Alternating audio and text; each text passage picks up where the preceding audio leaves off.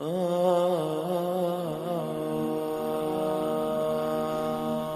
ہدایت کے لیے ایک عمل یاد رکھیے. کسی بندے کا عقیدہ ٹھیک نہ ہو، کسی بندے کے عمل ٹھیک نہ ہو، ماں باپ کا نافرمان ہو، یا اور ایسی کوئی اس کے اندر عیب ہو، تو اس کو ایک وظیفہ کروائیں. کون سا وظیفہ؟ یا رحمان، یا رحیم، یا ہادی. یہ 3 لفظ یاد رکھیں. یا رحمان، یا رحیم، یا ہادی. اگر آپ کسی کو کہیں گے نا کہ وہ پڑھو تم نیک بن جاؤ گے، وہ نہیں پڑھے گا. آپ حکمت سے کام لیں.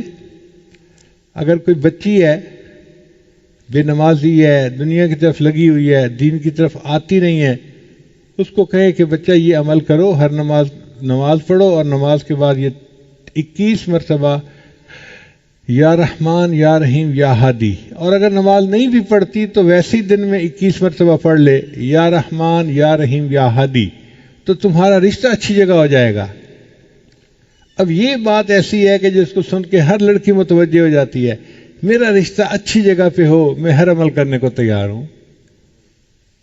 تو وہ یہ عمل کرے گی، رشتہ بھی اچھی جگہ ہو جائے گا اور اس کو ہدایت بھی مل جائے گی، وہ نیکی کی طرف بھی آ جائے گی.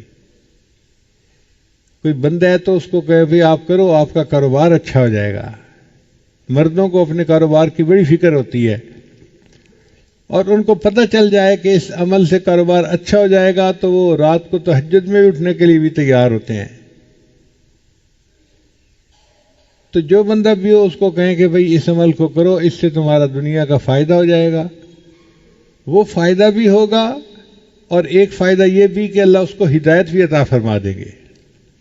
ہمارا یہ تجربہ ہے کہ جس بندے کو یہ عمل دیا جائے اور وہ اس کو باقاعدگی سے کرے، 40 دن گزرنے سے پہلے پہلے اللہ اس کو ہدایت عطا فرما دیتے ہیں. ہم نے کفر پہ جمے لوگوں کو اسلام قبول کرتے ہوئے آنکھوں سے دیکھا ہے. تو یہ ایک بڑا عظیم عمل ہے، یا رحمان، یا رحیم، یا ہادی.